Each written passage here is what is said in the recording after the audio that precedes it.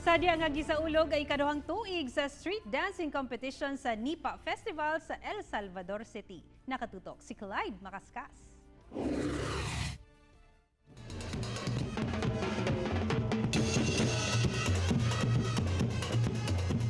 Mabulukon, kasadya o gudyaka ang nagpatigbabaw sa kadalanan sa El Salvador City diyang misayaw na ang unom ka contingent sa NIPA Street Dancing Competition.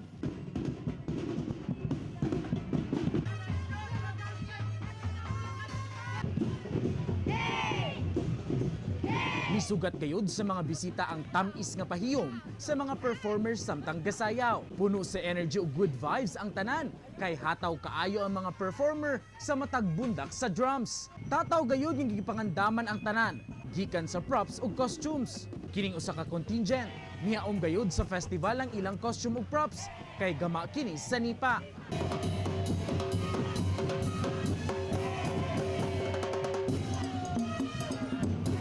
Si Felix Berto, midayo pagikan lagindingan Misamis Oriental, aron mo saksi sa street dancing competition.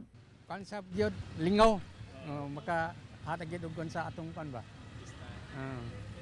Dini sa El Salvador sa...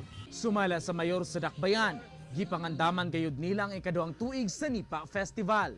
Atong ipabibo pagyod kay nakita nako nga dunay dakong significance sa atong kinabuhi sa ato mga katigwangan ang NIPA. So mo kana atong gipakuan gyud ang atong NIPA Festival.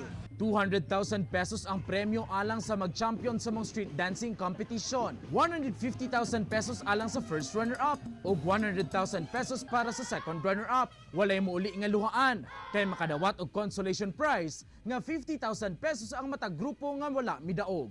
Uban si James Yap sa kamera.